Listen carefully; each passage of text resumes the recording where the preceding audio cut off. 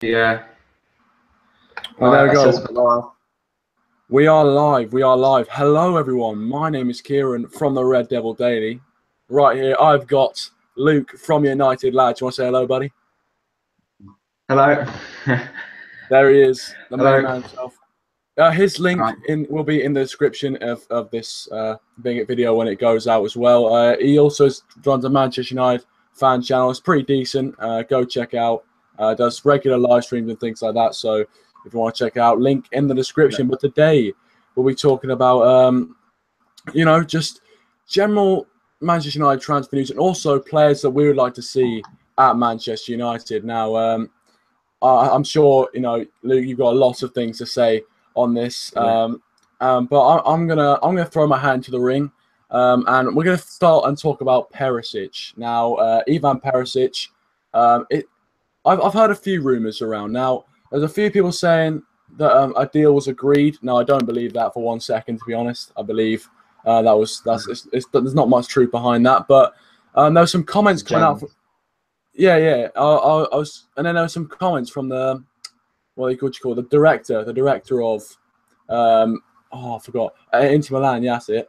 The director of Inter Milan was like saying that they're not going to take any offers from Manchester United into consideration. And the deal was off. So I'm not sure what to make of this deal. I'm not sure if it is going to happen. By his comments, it seems like it's not going to happen. But what do you think? Do you think Perisic should be a good signing at Manchester United? Well, at first I was a bit iffy because he's like 29. He's never really done it at the top level at Inter Milan. But the more I look into him, like a lot of players I've been watching this transfer window, the better it looks. He's a fantastic crosser of the ball, and I think that's something we lack. You look at last season, particularly set pieces and corners, never really put a decent cross in. When we're going down the wing, Martial and Mkhitaryan are more inclined to cut in as opposed to put a cross in. And Perisic is about as good as it comes when it comes to putting the ball in the box. Yeah, definitely.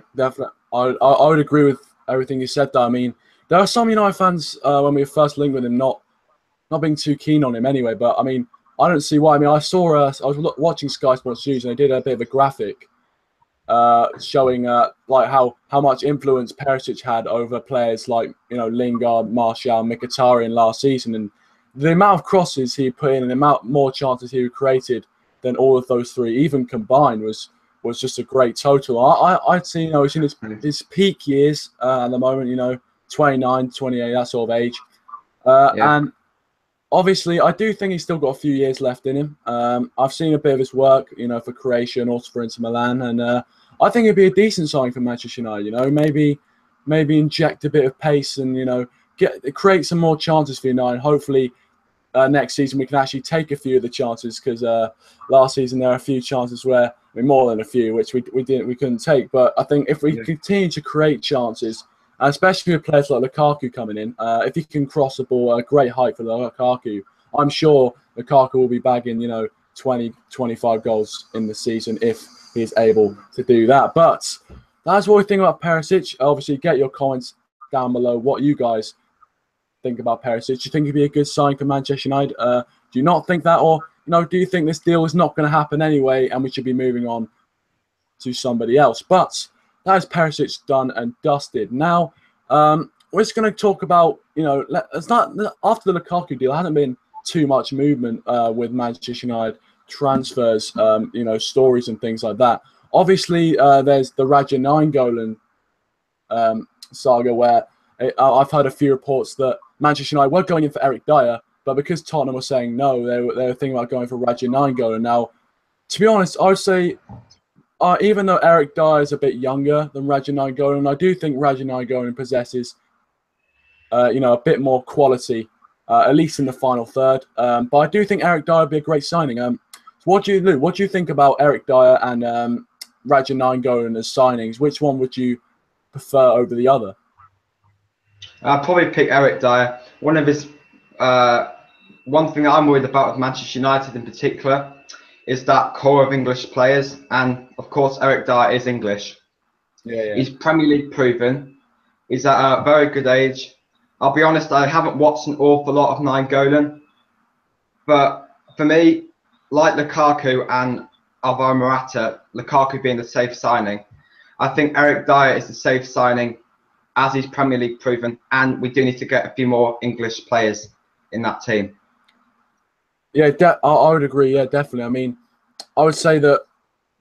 Obviously, I mean, I've seen a bit of Reginald Golan. I'm obviously not too much because I'm focusing on the Premier League and English competitions and things like that. But I mean, what I saw of Eric Dyer when he played for Tottenham last season, I saw him as I thought he was very, very solid and quite underrated in that Tottenham team. I mean, you had the likes of Harry Kane and Dele Alli taking most of the spotlight, but he was sort of doing the job behind the scenes. And I do think he'd be a decent signing. Some Man United fans not agreeing. I've seen on Twitter some Man United fans not being too happy with us being linked with Eric Dyer.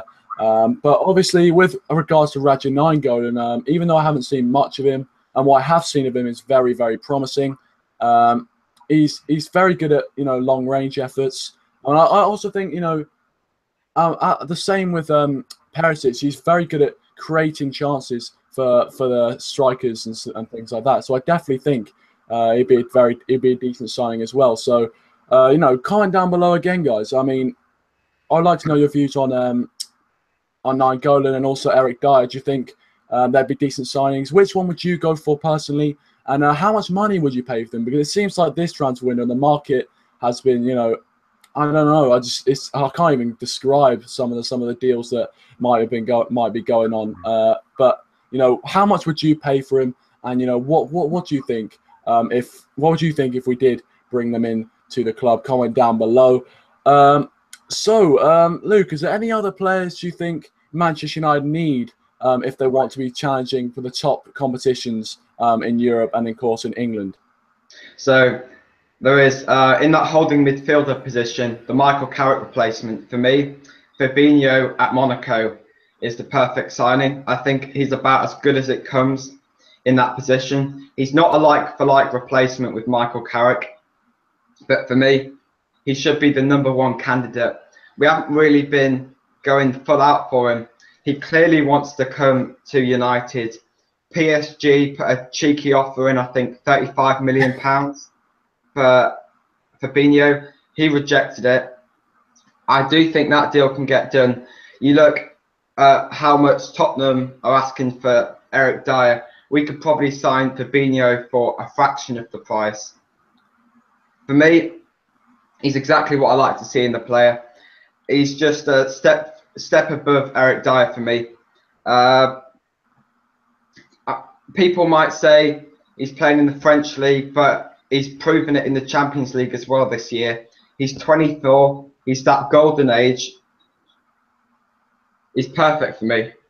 I definitely like the look of Fabinho. Tell me what you think.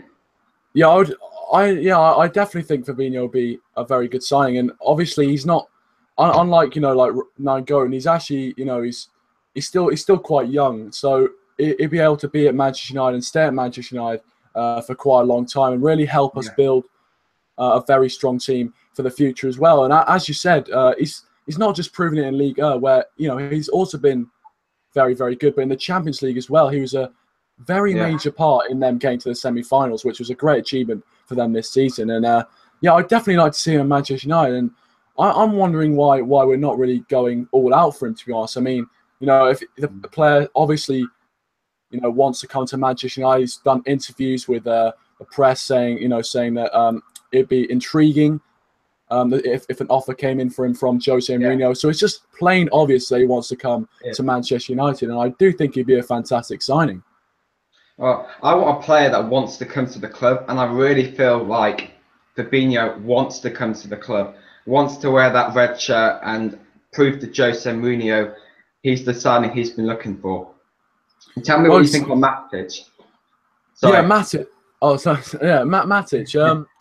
I mean, he devised opinion, obviously. I don't see why, to be honest, because in my opinion anyway, he was very solid for Chelsea, and definitely when, the season, not this season when they won the title, but the last time they won the title, he was a major part. I mean, he was so solid in that CDM position and really did help Chelsea, breaking up the attacks and feeding the attacking players. And I think as a Michael Carrick replacement, I think he'd be a great player to have in the team. And he's not as agile as maybe players such as Fabinho or Nainggolan, but he's a presence in there. And I think you need a presence with the physicality of the Premier League and the challenges you'll face in the Champions League and things like that. So I definitely think that Matic would be a decent signing. Also, he's already worked under Jose Mourinho previously, so that may help us in getting Matic as well. But I definitely think he'd be a decent signing. Yeah, well, with Matic, I'm not his biggest fan, I'll be honest, but I think coming in, he'd be a decent squad player. You know what you're going to get out of him. Year in, year out, he's proven it in the Premier League. Some people have said that we sign Matic, him being a squad player, Timothy Fosu-Mensah could get more game time. A lot of people have been saying that it's been a year lost for Timbo and that he should have been sent out on loan. So I would definitely fancy Matic coming in, putting a shift in for 2 or 3 seasons, and Timothy Fosu-Mensah, with all his attributes, slowly working his way into the team as a first-team player.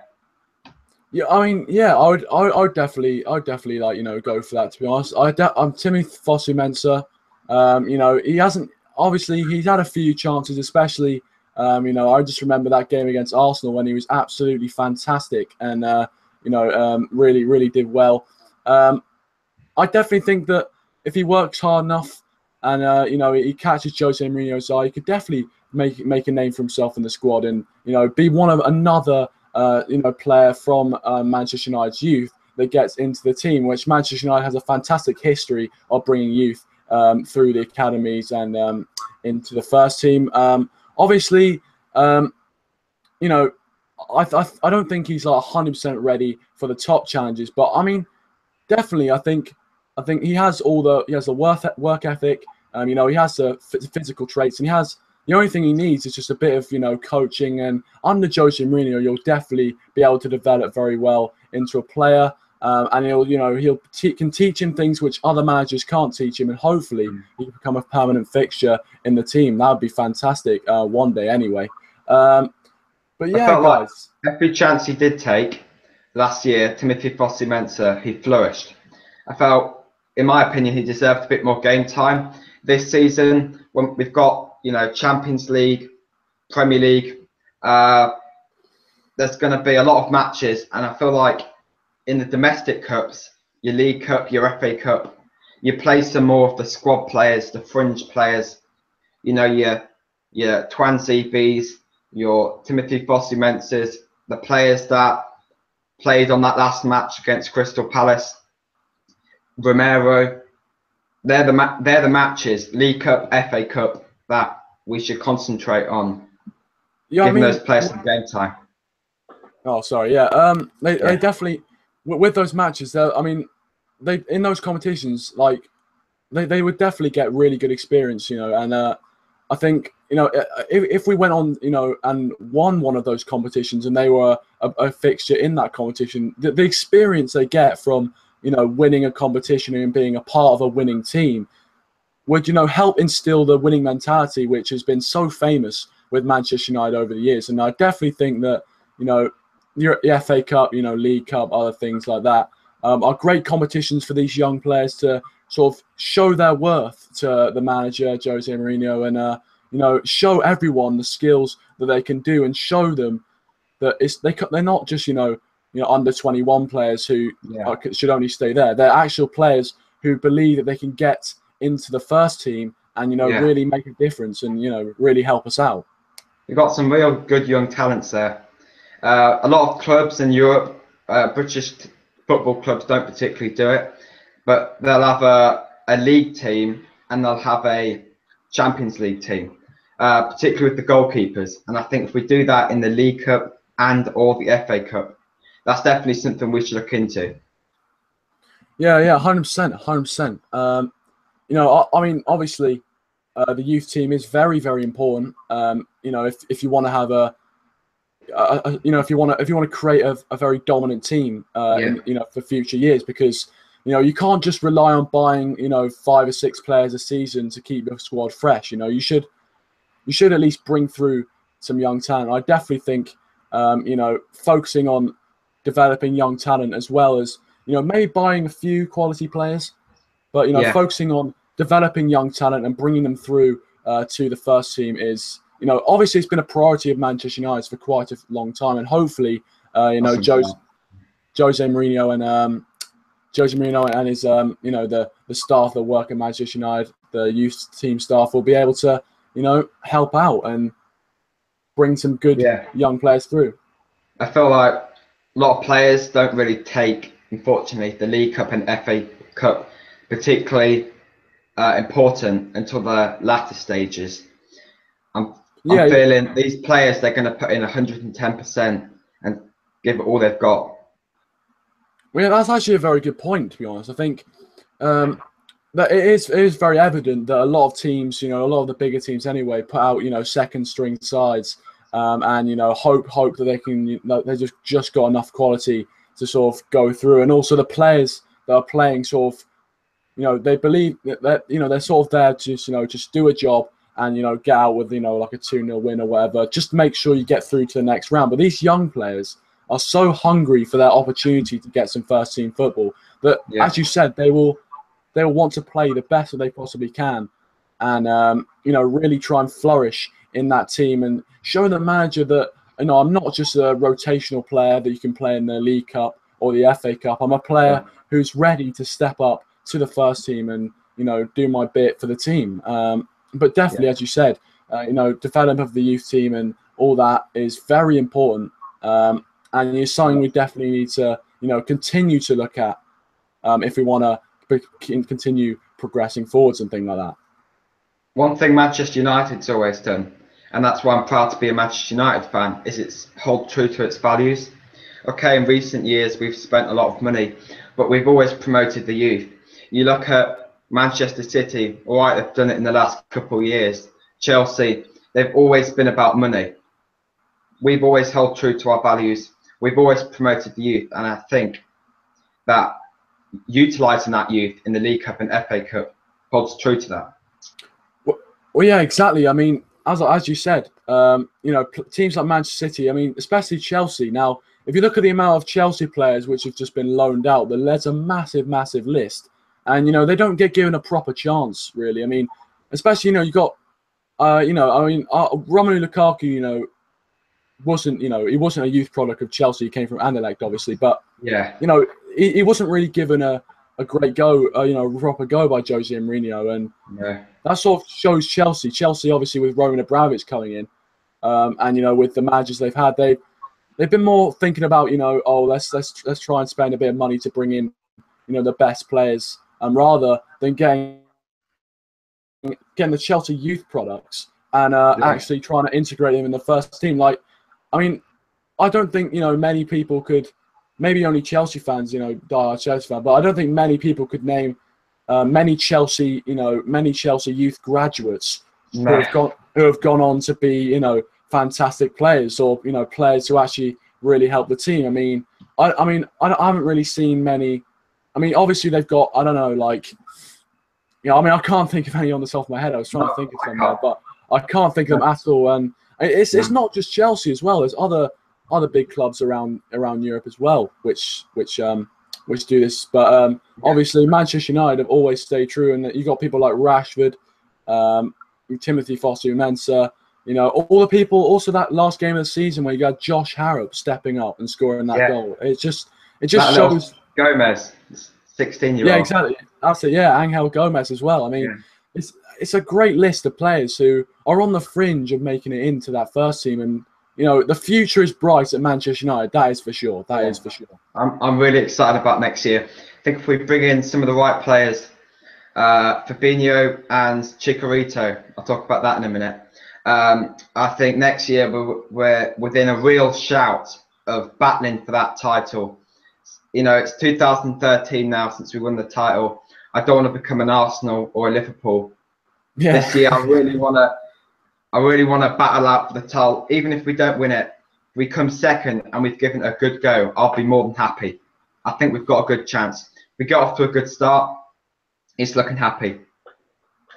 I mean, we got off to a good start last time, and it didn't really go too well. But you know, I see where you're coming from. I mean, I definitely think it's shaping up very nicely. The spine that Jose Mourinho is creating. You know how young and powerful it is. You got De Gea, you got Eric Bailly, Lindelof, you got Pogba, Lukaku. I mean, it's just there's a fantastic list of relatively young players who've got a lot of quality, and I definitely think that we bring in a few more players and a few more additions, and 100% we're going to be challenging for that Premier League title. I mean, if we didn't challenge for the Premier League title, it'd be a disaster, frankly. I mean, with the amount of talent that we've got in the squad, and hopefully we can do that. Obviously, we're in the Champions League as well, and I'm not sure what to make of how far we could go. I mean, I'd like to think we could get to quarterfinals, semi-finals, but there is a lot of quality out there. Yeah. I think if we make quarterfinal, semi-final, like you say, we've done well. A lot of people last year, I'll just go over it quickly. Sure. We all got a bit carried away, I'll be honest. When I was doing my season predictions, right when I started off my channel, I said we'd win the league. I think we all got a bit carried away when Jose Mourinho came in. But I'd call it a fairly successful season. We won the crappy treble. We won the Community Shield, League Cup, Europa League. We've got Champions League football. We've won, at the end of the day, we've won more trophies than any other British club that season. And I'd say we're the second most successful team in that league.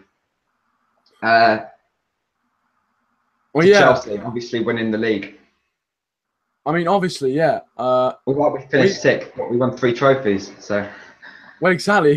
That's the thing. You got people laughing at us for finishing sixth, but I mean, I don't see many teams lifting 3 trophies at the end of the season. I mean, I would have definitely taken coming sixth and winning the Europa League and getting Champions League football. For me, last season was all about anything we can do to get back in that Champions League, whether it was winning the Europa League or getting top 4. That was the main objective. If we won the league, I mean, that would have been absolutely fantastic. But obviously, we've been out of the Champions League for after the last Louis van Gaal season, we were out of the Champions League, and it didn't feel right, Manchester United, but not being in the Champions League. It just didn't feel right. Didn't like you. I hope Arsenal enjoy the Europa League. Oh yeah, I hope they do. I mean, they've got Lacazette. They've been taking the mickey out of us all season. Exactly. Yeah, they're getting their medicine. They're getting their medicine. I mean, yeah. I mean, sixth Chester United looks better now, doesn't it? Sixth Chester United better now. But what can you do? But yeah, they brought in Lacazette. But I mean, this is not an Arsenal fan channel. This is a Man United fan channel. But obviously, as you said, very, very excited for the new season. If we can bring in some quality players, that'd be absolutely fantastic. Speaking of quality players, you wanted to touch on Chicharito and Little P. Bring Little P home. For me, he's the perfect player to bring off the bench. 60th minute, bring him on. He'll bang in a goal.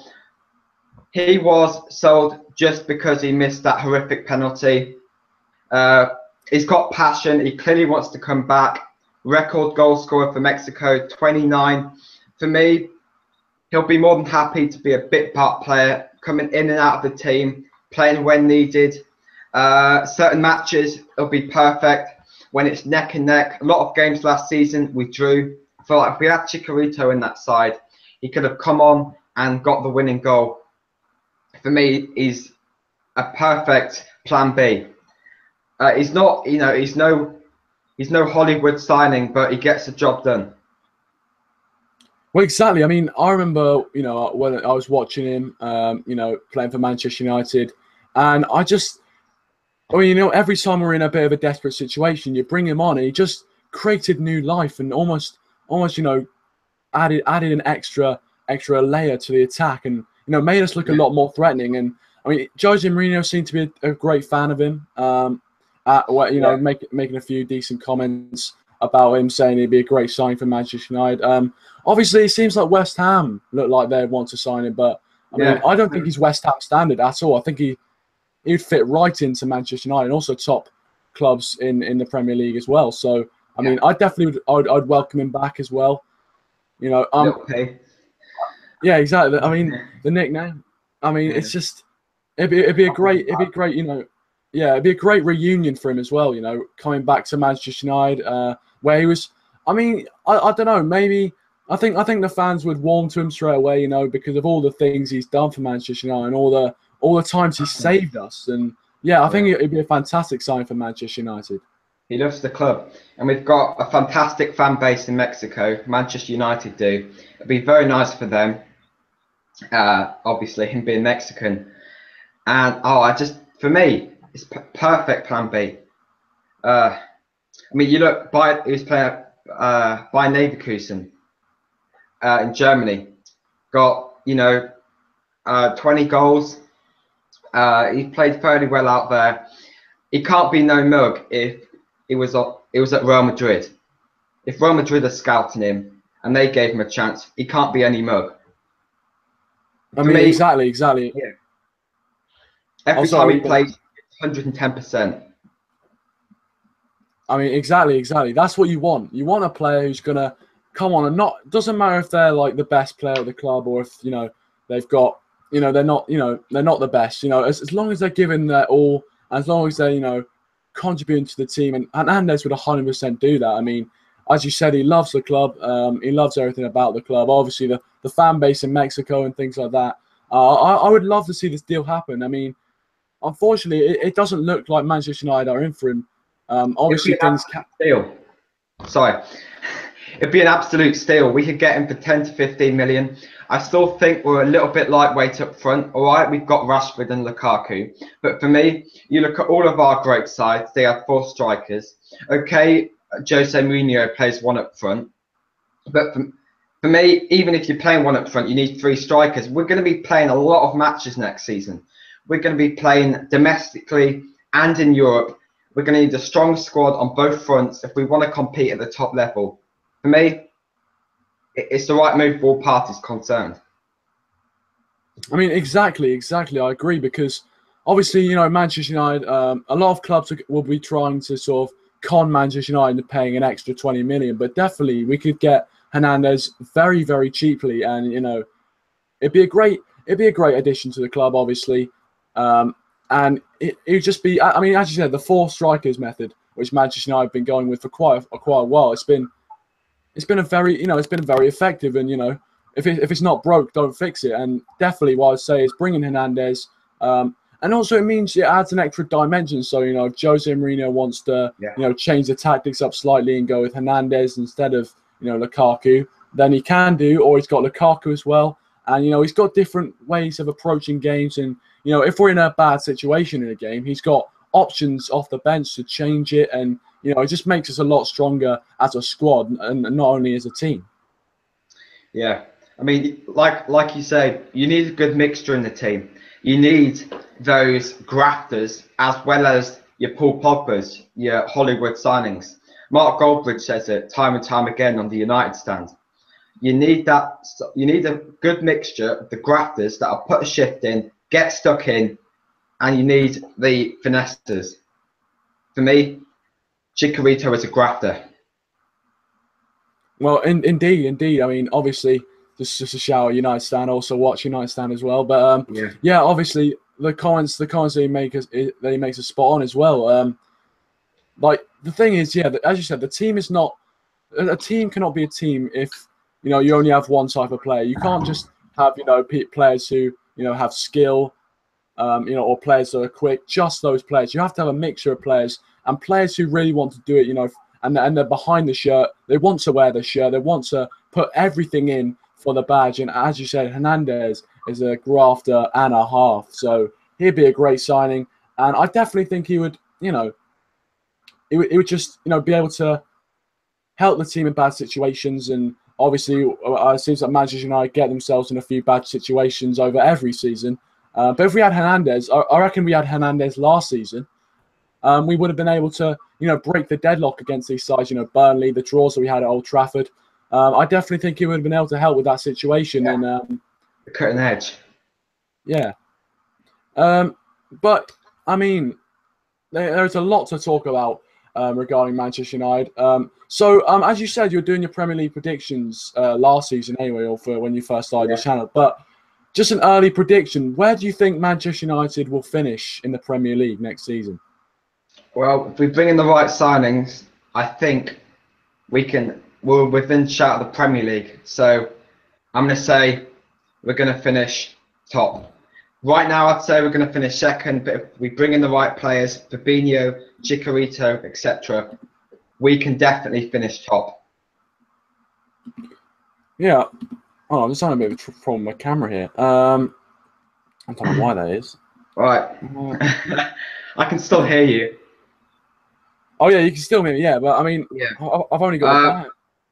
But, I mean, if you want to... Check the top. Check the top. See if you turn your camera off by accident. Oh, I might have done, you know. That would be embarrassing. Well, it is a live show, so things like this happens to me all the time. Yeah, right. I mean, you know, is there anything, you know, is there anything you want to, you know, talk about Manchester United while I'm just fixing this thing? All right, sure. So there's just one more thing I've got written down here, and that's our new captain. A little bit off topic, but apparently Michael Carrick is our new captain, which for me, I'm fairly happy with that. He's not going to be playing every single match, but he's a club veteran. He knows what the club's about. He was part of that title-winning team in 2013. I think that's the right move for us. And, of course, our vice-captain is Ander Herrera. I'm a big Ander Herrera fan. He's got the passion and the ability. And once Michael Carrick retires, more than likely at the end of the season. So I was quite surprised, to be honest, that he signed another one-year deal. I think Ander Herrera, being vice-captain, he'll probably get a lot of time being captain next year with Michael Carrick not playing day in, day out. I think he's the perfect player, Ander Herrera, to come in as captain the season after. Well, yeah, definitely. Right. I mean, the camera problem seems to be, you know, still going. I'm trying to fix it, but I mean, I may as well just talk like this. Yeah. If you can still hear me. But obviously, I was hearing what you're saying about Michael Carrick, and I've been a lover of Michael Carrick. I mean, it was one of my favorite players. You know, when I first started watching Manchester United, and he still is to this day. You know, the fact that all he's given to the club anyway. But I definitely think that, you know, he's a great captain. I reckon he'd be a great captain for Manchester United. You know, he's got the experience, which is very much a key thing for Manchester United, and you know, with Herrera as well. What do you say? You say Herrera's going to come in after Michael Carrick and become captain? Yeah, I can definitely see that happen. Just quickly, I clicked on my screen, so they've got something interesting to look at. I didn't realise I can actually pull myself up when I'm talking here. I thought you could only do that. But anyway. Oh, right. Oh. Yeah, do you see me? Yeah, I can see you. Yeah, I can see you. All right. Yeah, so like I say, Michael Carrick, captain, he's been vice-captain for a number of years. I know Smalling, you know, sometimes captain. For me, right move. And once Michael Carrick retires, I can definitely see, it's not written in stone, but I can definitely see Ander Herrera coming in as captain. So I mean, yeah, I mean, I would definitely think that Ander Herrera. I mean, he's shown a lot of passion over the time he's been at Manchester United. I mean, I would 100% be behind Ander Herrera as captain.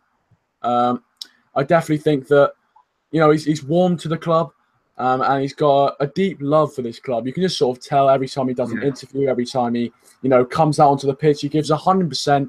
And, you know, I definitely think that he's just got that. He's just got the ability to. I mean, you already see it. Like, even when he's not captain, you can see him, you know, talking to the players, you know, helping them, and, you know, sort of guiding a few people around. And that it shows great, you know, ability to be, you know, that sort of player and to be a captain. And I think definitely be a great, you know, after Michael Carrick is finished, Ander Herrera to be a captain, it'd be a great honour for him as well. And I believe he deserved it because, in my opinion, watching him, he's one of the most hard-working Manchester United players out there. And I definitely think, as you said, I would agree that he'd be a fantastic replacement as captain for Michael Carrick.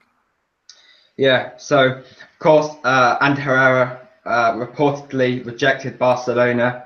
In an interview, was talking about how on his debut, not his debut, when he came to Old Trafford with Atletico Bilbao, ever since he played that match, saw the fans, the stadium, saw what the club was about, it was always his dream from that day to come to Manchester United. And for me, Ander Herrera being a shout out for captain, he always had that passion for me, but something I was concerned about if he was going to be nominated captain was, did he have those leadership skills that a lot of our captains have had over the years. And last season we did see, like you say, bits of that. We saw him in a few matches directing players, telling them where to go, sorting the midfield out. For me, he's got the passion and the ability. He's got both. He grafts and he's got the ability. For me, a lot of people are saying that he's not going to be quite good enough for us going to that next level, competing for the Premier League and the Champions League. But for me, he's everything I love about Manchester United. All the passion he's got. For me, he's definitely good enough to play. Last season, for me, one of our best players. He's definitely good enough to play at that top level. I mean, as you said, like, the people who say that sort of thing, I mean, I don't know where they get it from. It's absolute nonsense. I mean, Ander Herrera's seems like he's been picked up by Barcelona and sort of scouted by them. I mean, if you're being scouted by these sort of teams, then surely you've got the ability to play in, the highest competition and be the captain of Manchester United. And I for one, love him. I mean, I don't love him being the captain of Manchester United. And I think, it'd be great. It would be a great honour for him because, it'd be nice because I feel like he's one of the most deserving players in that squad of the armband. And for him to get it would just, and hopefully if he got it, it'd be, make sure that he wouldn't be going anywhere. Because to be honest, I wouldn't want him going to any other club. I mean, I don't care, if any other teams say if they think they've got a better midfielder. I believe that Ander Herrera is one of the best midfielders in the Premier League right now. And I know the Premier League's finished, but especially last season, he was one of the most influential midfielders. And I mean, you've got the stats to back that up as well. So I don't see anyone saying, I don't get anyone who's saying that he doesn't have the quality. I mean, it's ridiculous in my opinion. I don't see it. But he's definitely one of those players who'd make a difference as captain and would fulfill the role very well, in my opinion. Yeah, genuinely, I'd say he's loved by the fans. But of course, those people out there, like I was saying and you've been saying, that do say he's not quite at that level. Yeah, don't even know what they're on about. Unfortunately, in today's game, there's less and less players, you know where I'm going with this, that don't have that passion and that commitment to a football club. Fortunately, there's less and less players which will stay at a football club for 10 years. It's what Michael Carrick's done. And Herrera mirrors that. For me, I was saying he should be captain this year, but I can understand why Jose Mourinho's gone and given Michael Carrick the captain. Oh, you're back up, so I'll just put you on. There you go. So, yeah. Yeah, I mean, obviously, I just think that, I mean, as you said, I mean, there is a bit of a problem of how the game sort of moved on like that, and I definitely think that, especially with Manchester United anyway, staying with the traditions is very, very important, and by making Ander Herrera captain would be a very, very, very, very smart move by Manchester United, and would show that we reward the loyal and we reward the players who really graft and really help the team, and we don't just go out and spend loads of money and things like that. We actually reward players for playing well and being true to the shirt. And I think that's a very prominent quality with Manchester United. I mean, obviously, there will be money. I mean, as the years go on, money will go up and up, and you know there'll be more money in the game, and unfortunately, that's how the game's going. Yeah, there'll be more. There'll be. I mean, I don't like to say it. I really don't like to say it, but I do think as the money goes up, there'll be more disloyalty in football, because loyalty in football is, you know, it's very close to being extinct, to be honest. There's only quite a few players, you know, Totti at Roma and things like that, who have stayed true to their club. And, you know, former Manchester United players, Ryan Giggs, you got Paul Scholes and things like that. So I do think as the money goes up, you know, selfishness will creep in, and they'll think more about themselves and, you know, their life, and less about, you know, you're being true to your football club and things like that. Yeah. Your camera's gone again, mate. But oh, for God's sake. I'll put myself up. Yeah, these live streams are a bit temperamental. Talking about loyalty, that's exactly why I would never sign Neymar. I don't care how good he is. I wouldn't pay Barcelona 200 million to sign Neymar. I wouldn't let them give us 200 million to sign Neymar. I can't stand him. He epitomizes what I hate about modern football. How can a player be worth 200 million? And I can't believe journalists, they're supposed to have some sort of integrity, are still linking us to players like Neymar.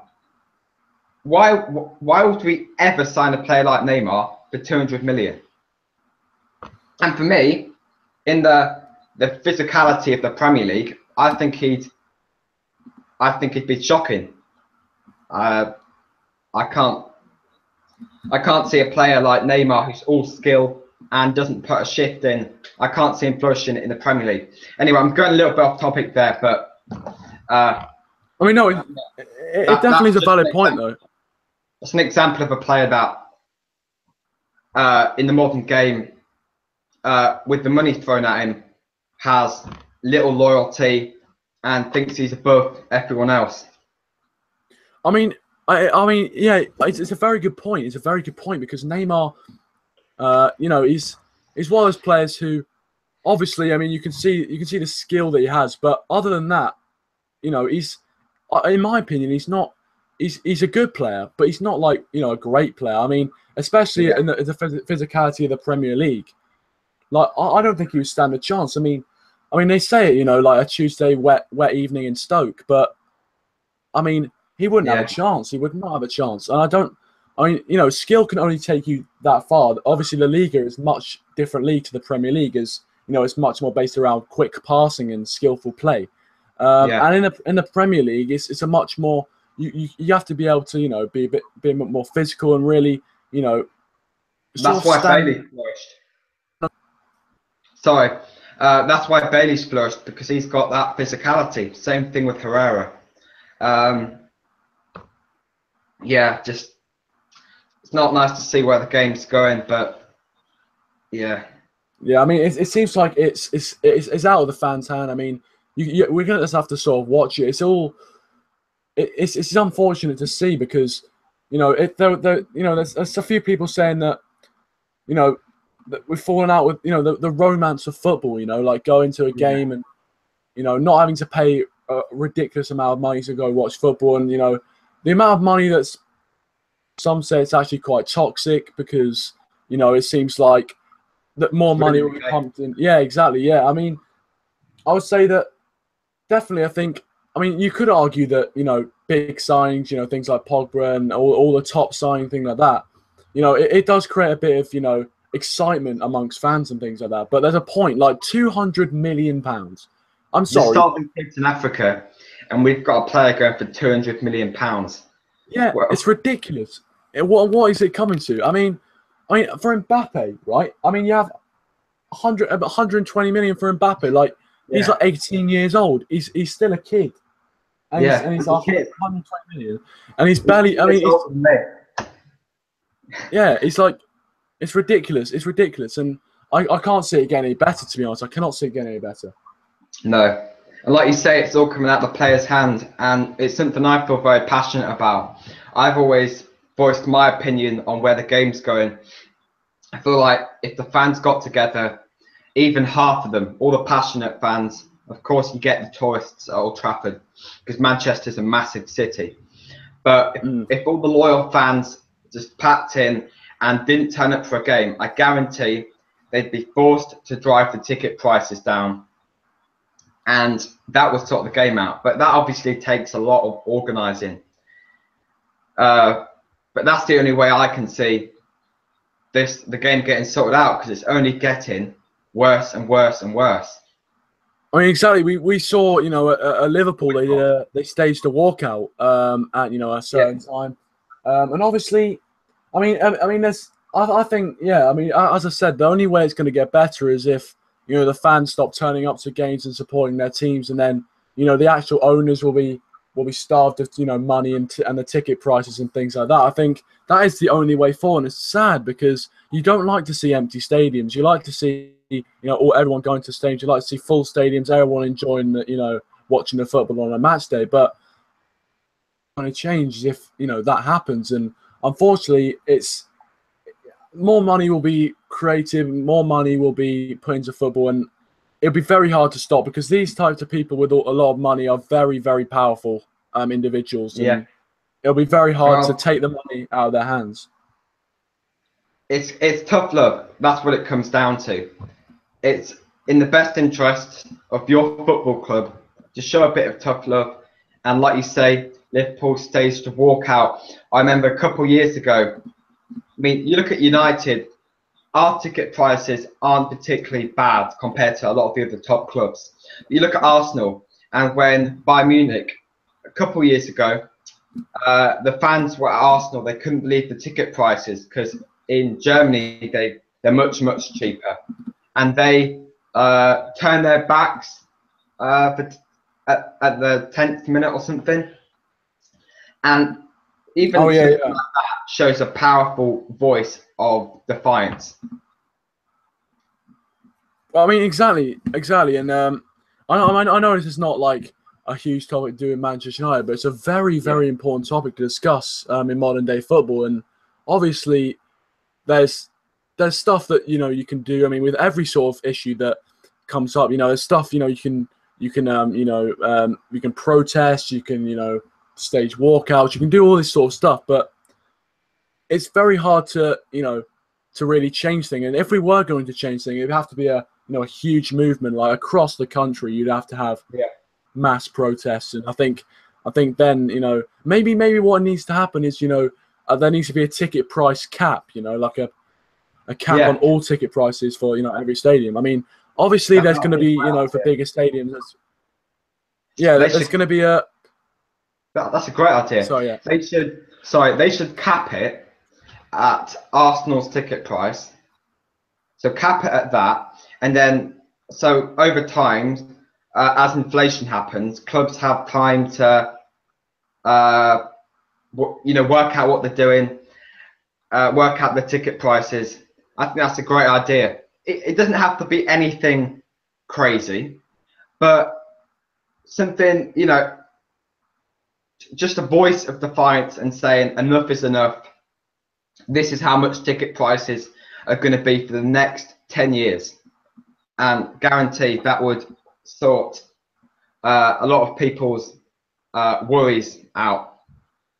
It's crazy. Families can't afford to take a dad can't afford to take their kid to watch Manchester United. I know. And it's like, the thing is like, those sort of, you know, the whole, you know, your dad taking you to a match and things like that. That's the sort of the thing that, you know, that's the as I said at the like towards the beginning, the sort of romance of football. You know, being taken to the game. You know, taking in the atmosphere. I mean, they wonder why a load of people are streaming it illegally online because you can't afford to go to the game. Like, I mean, and you know, I mean, subscription fees. Even that is way too much money. The amount we have to pay for subscription fees is crazy because obviously I live in Florida, so I can't go to matches, unfortunately. My dad has a season ticket at Old Trafford for almost 20 years, and he can't believe how much the price has gone up since he was watching United at the weekends. it's not. Yeah. Yeah, I mean, 100%. Like, I mean, I remember. I mean, I live like, you know, a few hours away from Old Trafford, and so it's a bit difficult to get me, you know, to Old Trafford and things like that. Anyway, but the ticket prices, as you said, are quite, you know, are not great. And the fact is that they complain about the atmospheres and they complain about, you know, empty seats and things like that.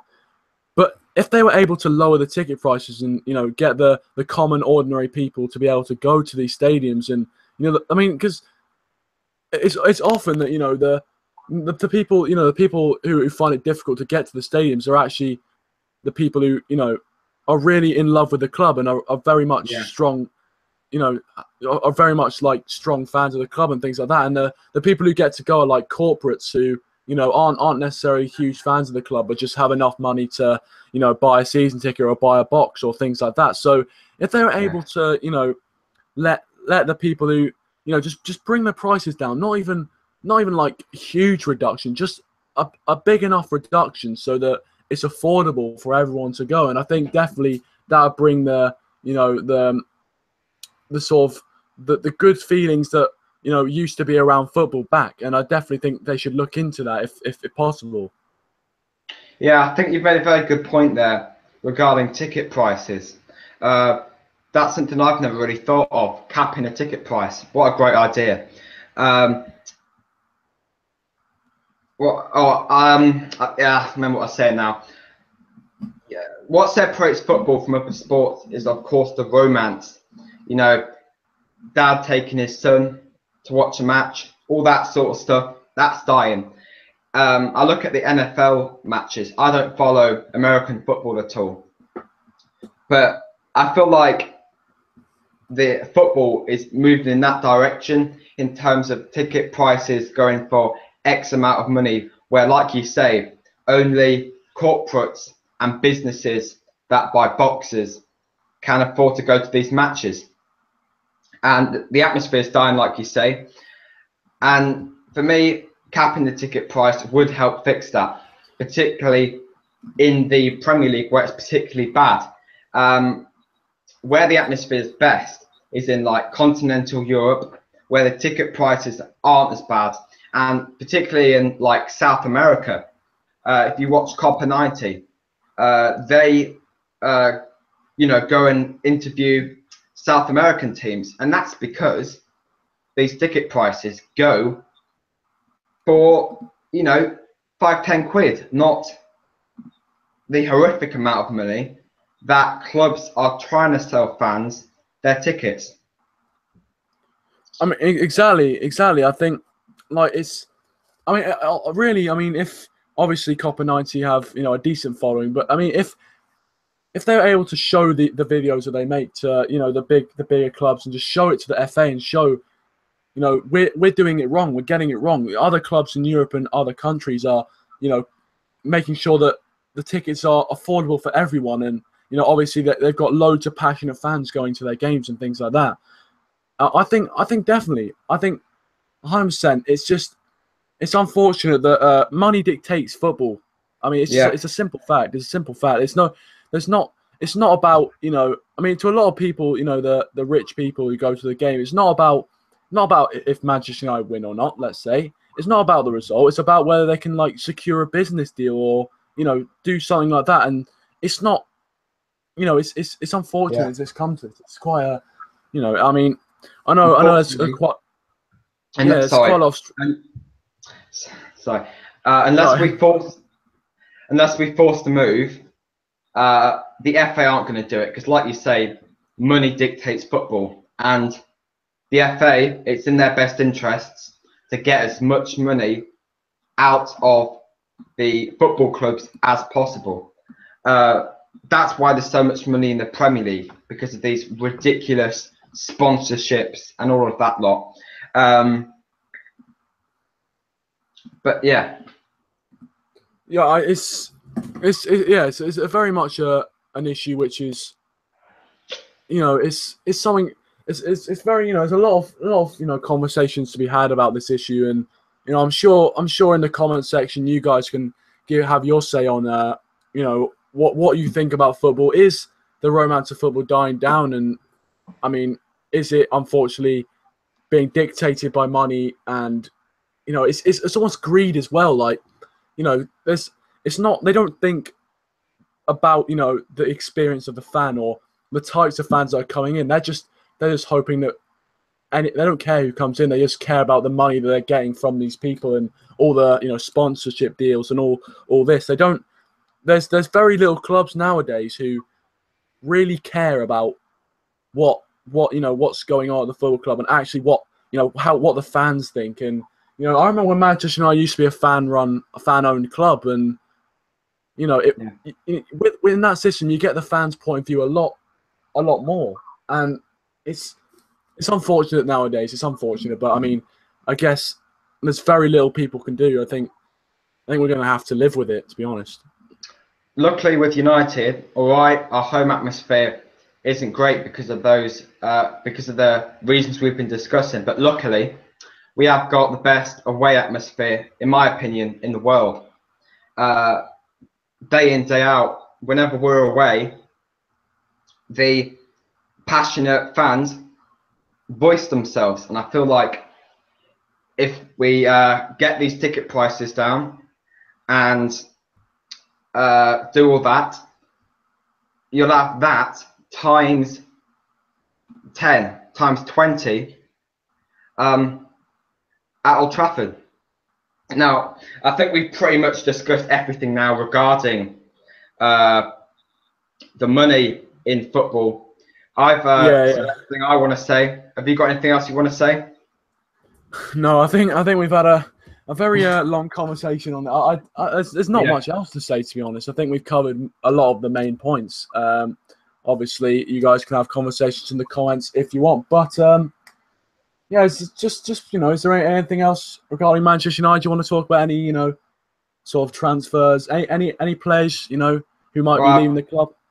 I've said pretty much everything I want to say, but I just want to say thank you for having me on the show. We're both very clearly passionate about a lot of the same things, you know, ticket prices, etc. It's been a pleasure to be on the show. For those of you that are watching, please do subscribe to Red Devil Weekly. They are a great channel. They're growing at a very nice rate. When I was starting off with United Lads, it took a long time to get going, and I just want to say to you, Kieran, that keep on fighting, keep on growing this channel, because you're going somewhere and you're not far behind me, and I'd love to do more of these live streams. Yeah, I mean, it's thank you very much for the lovely comments there. I'm not gonna lie, but yeah, I mean, obviously, I gotta say, I've been watching a few of your live streams. I mean, I've been trying to catch up on all the previous ones you've done, and I think, I mean, it's your content is very good. I'm not going to lie. I mean, the amount of people watching your streams has been going up, obviously, and obviously, you know, 70 subscribers now. Very good. Yeah, very good. It takes time. I'm not gonna lie. The first 15 live streams or so, it was just me and maybe one or two others. It takes time, and you might think, "Girl, when are we gonna start picking up the live watchers?" And you know, it takes time, but you will get there. It just keep on putting a shift in. You'll get there, mate. Yeah, I mean, yeah. So just to end, I just want to say, you know, thank you for coming on the show. It's been a very decent conversation, very decent debates we've been having, and hopefully we can have a few more of these again. Obviously, link to the United Lads YouTube channel is going to be in the description down below. Obviously, Luke's content is fantastic, as I said, and I think it's important if any other of you have a Man United fan channel, you know, if you want to get involved in these things, I'm very open to that. I think obviously Luke would be open to that as well. I think you know, I think I saw one of your comments, one of your replies to me, and you know, I definitely think that United fan channels, if we have to sort of unite and share opinions, and you know, really have debates with each other, and that's how we'll grow stronger as a community. And I definitely think that if you do have a Man United fan channel or just a football fan channel, you want to debate some things, please do get in touch with with me or with Luke or anything like that. And so yeah, a bit of a debate. But sorry, mate. Oh, sorry. Yeah, we've been talking over each other. I've been particularly bad, but we'll get better at this. Right. Just want to say, if you're interested, Red Devil Weekly or any of you getting on United Lads, I'd be more than happy to get you on. Like Red Devil Weekly's been saying, him and I, we really want to try and link up all the United fan channels, particularly the new ones. That's why I'm delighted to get on Red Devil Weekly and voice my opinion with Kieran, because it's in the best interests of our fan channels to link up and work together. Yeah, definitely. I agree 100% with that. So, as you said, repeat what you just said, but yeah. I mean, it's a decent point, though. It's a decent point. And, I mean, as you said, if you want to get in touch with me or United Lads or Luke, link will be in the description. Hopefully you can get in touch with them. But anyway, guys, thank you very much for watching. As I said again, just say it one more time, the link for United Lads will be in the description. Thank you very much for watching, and we'll see you guys in the next video. See ya.